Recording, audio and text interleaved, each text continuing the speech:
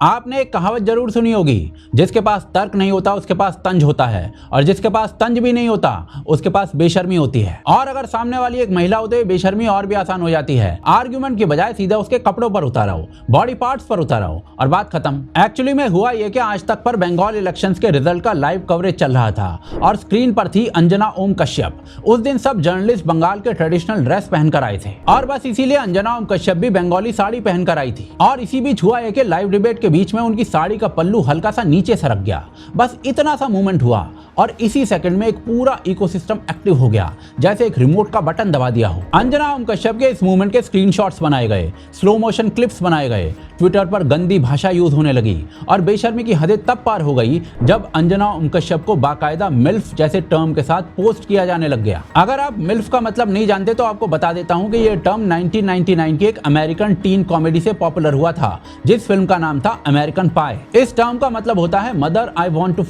उस फिल्म में एक टीनेजर लड़का अपनी दोस्त की मां के लिए वल्गर बातें करता है और उसी कॉन्टेक्स्ट में शब्द कॉइन हुआ था। मतलब कि इस शब्द की शुरुआत ही सेक्स जोक्स के साथ हुई थी और तब से ये टर्म सिर्फ वल्गर मीम्स में, पॉर्न साइट्स में या फिर इंटरनेट के सबसे घटिया कॉर्नर्स में मिलता है। अब जरा आप सोचकर देखिए कि यही शब्द आज किस पर यूज हो रहा है। एक 50 साल की वर्किंग जर्नलिस्ट पर, जो कि 25 साल से ज्यादा कैमरा के सामने खड़ी रही है और जो 2 बच्चों की मां भी है। अब देखिए कुछ लोग इसे जस्टिफाई भी कर रहे हैं, तो उन लोगों को खुद से एक बार सवाल ये पूछना चाहिए कि अगर कल आपकी मां किसी पब्लिक रोल में हो और इंटरनेट पर लोग उसे मिल्फ बोलने लग जाएं तो आपको कैसा लगेगा। एंड एग्जैक्टली यही चीज अंजना ओम कश्यप के साथ हो रही है। और ये बात ट्रोलिंग तक रुक जाती तो भी ठीक था, पर ये बात कैरेक्टर असैसिनेशन और मोलेस्टेशन तक पहुंच चुकी है। ट्वीट्स के जरिए, मीम्स के जरिए, फोकस के जरिए या फिर स्लो मोशन वीडियोस के जरिए। एंड देखिए अंजना ओम कश्यप के साथ ऐसा इंसिडेंट पहली बार नहीं देखा गया है। 2022 में एक इंसिडेंट हुआ था बिहार में, जो इसी पैटर्न का सबसे डॉक्यूमेंटेड एग्जांपल है। 9 अगस्त 2022 को नीतीश कुमार ने जेडीयू और बीजेपी का गठबंधन तोड़कर महागठबंधन ज्वाइन कर लिया था आरजेडी और कांग्रेस के साथ। अंजना ओम कश्यप पटना में उस समय गवर्नर हाउस के बाहर ग्राउंड रिपोर्टिंग कर रही थी और उसी वक्त पता है क्या होता है, अचानक से सैकड़ों की संख्या में लोगों की भीड़ उमड़ कर आ जाती है। अंजना को गलत तरीके से घेर लिया जाता है। गोदी मीडिया मुर्दाबाद, अंजना मोदी मुर्दाबाद, इस टाइप के नारे लगाए जाते हैं।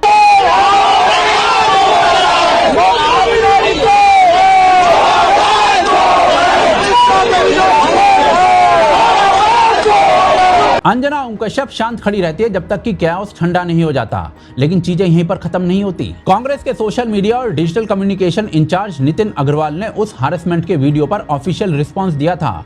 This is how godi media journalist Anjana Om Kashyap was welcomed by the people of Bihar. और इस बात का मतलब सीधा सा था, भारत की सबसे बड़ी पार्टी ने एक तरीके से क्राउड मोलेस्टेशन की इस घटना को ऑफिशियली सेलिब्रेट किया था। और ये अकेले नितिन अग्रवाल नहीं थे, मोहम्मद जुबैर, जो खुद को फैक्ट चेकर बोलते हैं, उन्होंने भी इस मोलेस्टेशन का वीडियो रीट्वीट किया था। पुनीत कुमार सिंह जैसे जर्नलिस्ट ने भी इसको शेयर किया था, पूरे इंसिडेंट को एक तरीके से लेजिटिमाइज करते हुए। यह सिर्फ ट्रोलिंग नहीं थी, यह कोऑर्डिनेटेड नॉर्मलाइजेशन था मोलेस्टेशन का। बेसिकली एक फीमेल जर्नलिस्ट के साथ पब्लिक अब्यूज को इंस्टीट्यूशनल सपोर्ट दिया गया था। तो ऐसे में सवाल यह उठता है कि अंजना ओम कश्यप के साथ स्पेसिफिकली ऐसे अटैक्स क्यों किए जा रहे हैं, जहां कैरेक्टर असैसिनेशन तक बात पहुंच जाए, मोलेस्टेशन तक बात पहुंच जाए। तो देखिए पहला और सबसे बड़ा रीजन है उनके जर्नलिज्म की स्टाइल। अंजना की स्पेशलिटी है एग्रेसिव डिबेट फॉर्मेट। वो क्वेश्चन सबसे करती हुई दिखेंगी आपको, पर ओवरऑल जब national security, terrorism, article 370, Pulwama या फिर रिलीजियस टेंशन वाले इश्यूज आते हैं, तब उनका टोन एक पर्टिकुलर डायरेक्शन यानी कि राष्ट्रवाद की तरफ फर्म रहता है। अब यहाँ पर एक बिल्कुल ऑब्वियस ही बात है कि जब आपका स्टैंड एक नेशनलिस्ट डायरेक्शन में है तो दूसरी डायरेक्शन के लोगों को आप बिल्कुल पसंद नहीं आओगे। लेकिन यहाँ पर प्रॉब्लम यह है कि दूसरी साइड के लोग उनके जर्नलिज्म को इंटेलेक्चुअली काउंटर नहीं करते। करना ये चाहिए कि फैक्ट्स लाओ, अलग पर्सपेक्टिव दो, डिबेट्स करो, ये हेल्दी डेमोक्रेसी का साइन है। लेकिन इसकी जगह क्या होता है, एक बिल्कुल अलग रास्ता लिया जाता है, बॉडी पर अटैक किया जाता है, मिल्फ जैसे टैग्स किए जाते हैं, public heckling, deep fakes, cleavage shots, slow motion videos, ये सब किया जाता है। और ये सिर्फ ट्रोलिंग या फिर कैरेक्टर असैसिनेशन नहीं है, ये उनके जर्नलिज्म को डिस्क्रेडिट करने का शॉर्टकट है। यानी कि किसी इंसान को आप आर्गुमेंट से नहीं हरा सकते तो इस इंसान को आप डीलेजिटिमाइज कर दो। और ये सिर्फ अंजना ओम कश्यप के साथ नहीं होता। आपको ये बात बता दूं कि सेम पैटर्न इंडस्ट्री के अंदर कई फीमेल एंकर्स के साथ और भी हो चुका है। रूबिका लियाकत को आप आए दिन डिबेट्स और शोज में देखते होंगे, लेकिन जैसे ही उनका स्टैंड एक लॉबी को राइट विंग लगने लगा, उनको भी सिस्टमैटिकली टारगेट किया जाने लगा था। रूबिका को प्रेस प्रेस्टिट्यूट का लेबल दिया गया था, जो कि एक कंबाइंड वर्ड है प्रेस और प्रोस्टिट्यूट का। मतलब कि एक फीमेल जर्नलिस्ट को सेक्स वर्कर की इमेजरी के साथ जोड़कर इंसल्ट करना, सिर्फ इसीलिए क्योंकि उनका जर्नलिज्म एक पर्टिकुलर नैरेटिव के साथ अलाइन नहीं कर रहा। यानी कि जिसका जर्नलिज्म नेशनलिज्म के साथ अलाइन करे, उसी लड़की के साथ सेक्सुअलिटी को जोड़ दो। ट्विटर पर रूबिका के अगेंस्ट गंदे रिमार्क्स, सेक्सुअलाइज्ड कमेंट्स और पर्सनल अटैक्स की बाढ़ रहती है। इसके अलावा शेफाली वैद्य, जो कि एक जानी मानी नेशनलिस्ट, इंडिपेंडेंट जर्नलिस्ट और कॉलमनिस्ट हैं, उनके खिलाफ तो ये अटैक्स और भी गंदे लेवल पर हुए हैं, क्योंकि वो नेशनलिस्ट अप्रोच के साथ हिंदुत्व से भी जुड़ी हुई हैं और ट्विटर पर अपनी बात को बेबाकी से रखती हैं। और यही आइडियोलॉजिकल डिफरेंस धीरे धीरे हारेसमेंट में कन्वर्ट हो जाता है। उन्हें राइट विंग का टैग दे दिया जाता है, सेक्सुअलाइज्ड ट्रोलिंग की जाती है, बॉडी शेमिंग की जाती है और कुछ केसेस में तो उनके मॉर्फ्ड पिक्चर्स भी सर्कुलेट किए जाते हैं। और आपको एक और बात बताता हूं,